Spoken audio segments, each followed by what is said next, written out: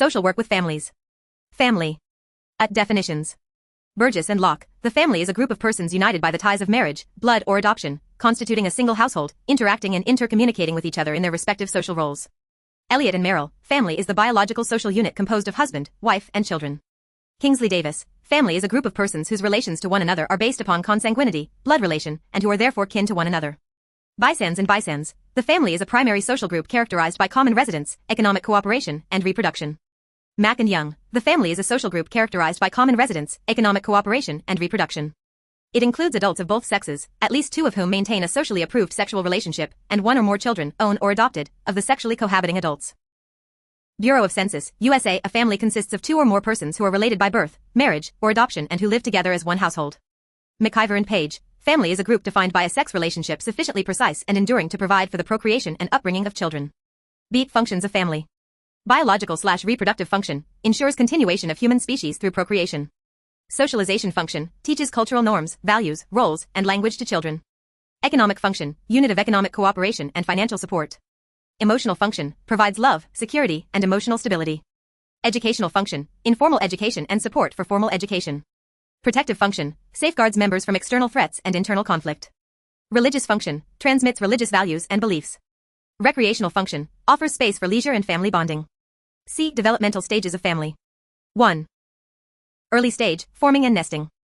Coupling. Formation of a new family through marriage or cohabitation. Focus on adjusting, sharing responsibilities, and building emotional intimacy. B. Becoming 3 and more. Arrival of children marks transition to parenthood. Greater responsibilities and role transitions, especially for mothers. 2. Middle stage, family separating process. Children grow older, gain independence, and begin to separate emotionally and physically. Parents support children's education, career, and identity development. Often a period of role renegotiation and midlife challenges. 3. Last stage, finishing. Children leave home, empty nest. Parents transition to couple-focused life again or deal with aging. Grandparent roles may emerge. Eventually includes retirement, possible widowhood, and dealing with old age. D. Family patterns. Nuclear family, husband, wife, and their unmarried children. Joint family, multiple generations living together, including extended relatives. Extended family, consists of nuclear family plus other relatives like uncles, aunts, and grandparents. Single-parent family, one parent raising children due to divorce, death, or separation. Blended family, step-families formed through remarriage. Childless family, a couple without children, by choice or circumstance. Same-sex family, family formed by same-sex partners with or without children. Family problems. 1. Problems faced by children in the family system. Parental neglect or abuse. Domestic violence exposure. Sibling rivalry. Lack of emotional support. Overdiscipline or permissiveness. Conflict between parents. 2. Problems faced by parents in the family system. Financial stress. Balancing work and family responsibilities. Marital conflict. Behavioral issues in children. Health concerns. Role strain, especially for working mothers. 3. Problems between spouses in the family system. Communication gaps. Mistrust and infidelity. Domestic violence. Incompatible goals or values. Financial disagreements. In-law interference. Family dynamics. Refers to patterns of relating or interactions between family members. Includes power structures, communication patterns, emotional connections, and role functions. Influenced by cultural norms. Economic background. Individual personalities. Life events or crises. Healthy family dynamics foster mutual respect, support, and problem solving. Dysfunctional dynamics may lead to conflict, emotional detachment, or psychological issues. Theoretical models of family functioning. A circumplex model of marital and family systems. Developed by David H. Olson, this model focuses on understanding family dynamics along 3 central dimensions. 1. Marital and family cohesion. Refers to the emotional bonding that family members have with one another. Ranges from disengaged, low cohesion, to enmeshed, high cohesion. Disengaged, lack of closeness and emotional separation. Separated/connected, moderate levels of emotional bonding. Enmeshed, over-involvement and lack of personal boundaries. 2. Marital and family flexibility. Describes the ability of a family to adapt to changes in leadership, roles, and rules. Ranges from rigid, low flexibility, to chaotic, high flexibility. Rigid, authoritarian leadership, strict rules, little change. Structured/flexible, balanced authority and adaptability. Chaotic, lack of structure, inconsistent rules, erratic behavior. 3. Marital and family communication. Considered a facilitating dimension that supports healthy cohesion and flexibility. Includes active listening. Clear and direct expression. Respectful interactions. Empathy and emotional sharing. Effective communication improves a family's ability to function cohesively and adaptively. B. McMaster Model of Family Functioning, MMFF.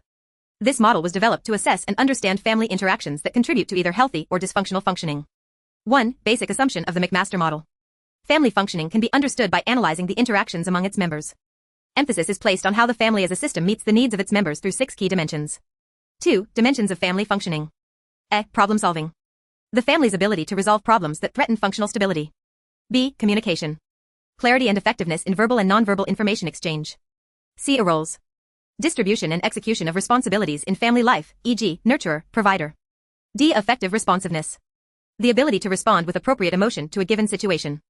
E. Effective involvement. The extent to which family members show interest and concern for one another. F. Behavior control.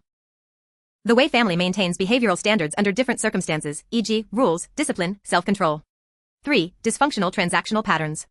Occur when families fail to adapt effectively across the 6 dimensions. Examples include chronic conflict avoidance, role confusion, inconsistent discipline, emotional detachment, poor communication loops, e.g., blame, silence, sarcasm. C. Structural family model or therapy approach. Developed by Salvador Minichin, this model emphasizes family structure and boundaries as key to understanding family problems and healing. 1. Family rules and structural family model. Families function based on implicit rules and hierarchies. Dysfunctional families often display enmeshed boundaries, over-involvement, disengaged boundaries, emotional distance. Clear, flexible, and appropriately hierarchical family structures are ideal. 2. Therapeutic goals and techniques in structural family therapy. The aim is to restructure the family system by changing its interaction patterns. A. Joining. The therapist aligns with the family by building rapport and trust. Helps the therapist become an accepted part of the system to influence change. B. Reframing. Changing the perception of a problem by presenting it in a different light. Helps reduce defensiveness and creates a more positive understanding of behavior. C. Enactment. The therapist encourages family members to act out specific interactions during sessions. These interactions are then observed and modified in real time for healthier dynamics. Social work intervention in families. A. Social work with individuals in family systems. This approach focuses on working with individual members of a family, considering the broader family context. 1. Study phase. Collect detailed background information about the client. Understand family structure, history, relationships, and current issues. Tools, genograms, interviews, observation, social history. 2. Problem assessment phase. Analyze the client's concerns within the family environment. Identify patterns, triggers, emotional and behavioral issues. Assess family dynamics, roles, support systems, and strengths. 3. Helping phase. Develop a case plan with clearly defined goals. Interventions may include counseling, skill building, referrals, behavioral modification. Empower the client to take steps toward personal and family well-being. 4. Termination phase. Evaluate progress. Prepare the client for ending professional support. Reinforce coping skills and link to community resources if needed. End the process with follow-up suggestions and closure.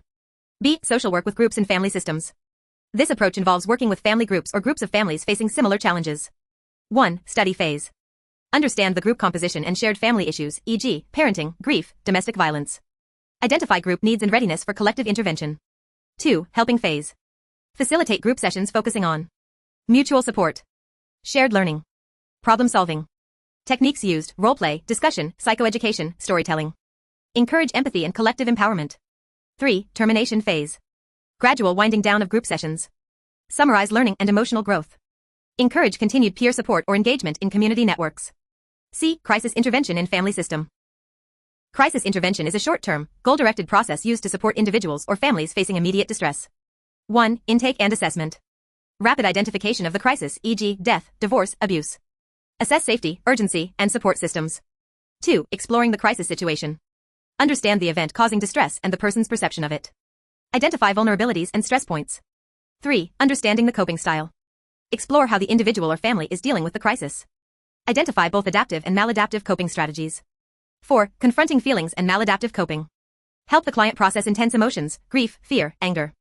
Challenge negative or harmful responses, e.g., denial, aggression. 5. Exploring solutions and educating on best practices.